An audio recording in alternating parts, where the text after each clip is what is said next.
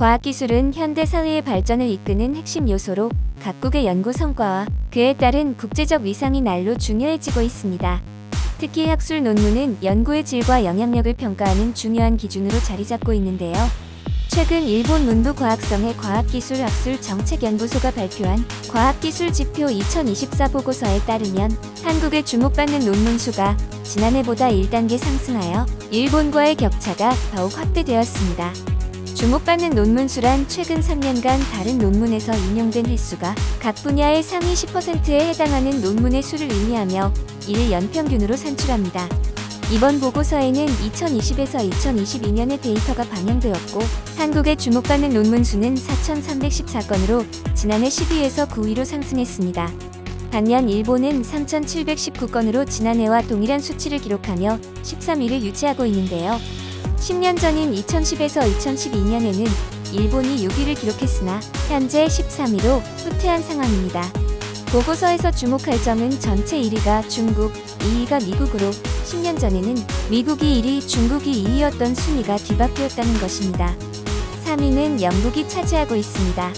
연구소의 분석에 따르면 중국과 한국의 상위 10% 논문 수가 해마다 증가하고 있어 일본과의 격차가 더욱 확대되고 있다고 밝혔습니다. 또한 보고서에서는 일본의 주목받는 논문 수는 20년 전 4,472건으로 세계 4위였으나 이번 데이터에서는 753건이 감소했으며 다른 주요국들이 일제히 증가하는 가운데 일본의 감소가 두드러지고 있다고 지적했습니다.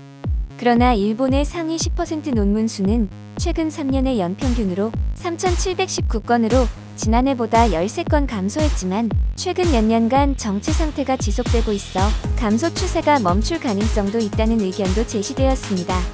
자국 내 인용 비율을 살펴보면 중국이 25개국 중 가장 높아 62%에 달하며 미국이나 일본을 크게 초과하고 있습니다. 연구소는 중국의 높은 순위는 자국 내 인용이 많기 때문일 가능성이 있다고 언급했습니다. 기사를 읽은 일본인들은 한국의 주장을 신뢰하지 않거나 비꼬는 반응이 많았는데요. 일본인들 댓글 반응 함께 보시죠. 이 숫자는 국제기관이 발표한 게 아니라 한국에서 발표된 거라서 신뢰성이 얼마나 되는지는 불확실해. 게다가 해외에서 인용된 게 아니라 국내에서만 인용되고 돌았다는 건 아닌지 궁금해. 이 나라의 미디어는 일본을 이길 수 있는 마니악한 순위를 찾는 데 능숙하네. 뭐 혈안이 돼서 우길기를 찾는 전문가가 있을 정도니까 납득이 가. 웃음이 나왔어. 중국이 64,000건인데 이미 주목받는 논문 수가 아니지. 숫자만으로는 아무 의미가 없고 그런 순위를 낮은 수준에서 경쟁하는 것도 무의미해. 일본을 넘어선 거 잘했네. 이제 다른 나라 기술을 훔치지 않아도 독자적으로 개발할 수 있을 것 같아. 해외 수출로 자국 개발 비율 100%가 될 거라고 생각해. 일본과의 거래는 중단하길 바래. 절대 위에서 내려다보듯이 공동 개발하자고 어리석은 소리 하지 마. 한국 기사에 트집 잡는 건 쉽지만 솔직히 말해서 일본의 기초 연구 예산을 늘리는 게 좋지 않을까?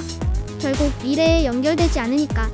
중국이나 미국, 일본의 자국 내 인용 비율은 적어놓고 왜 한국의 자국 내 인용 비율은 보도하지 않는 걸까? 거기엔 뭔가 의도가 있다고 의심하고 싶어지네. 노벨상을 끌어와서 한국을 비하하는 건 그만두는 게 좋겠어. 일본인이 앞으로 노벨상을 받는 건 어려울 거라고 생각해. 일본 정부는 일본 대학과 연구기관에 더 많은 연구비를 지원해야 해. 연구를 무시하니까 이렇게 되는 거야.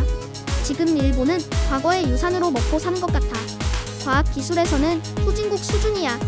한국의 연구 성과가 지속적으로 향상되고 있는 가운데 이는 글로벌 과학기술 경쟁에서의 긍정적인 신호로 볼 수 있는데요.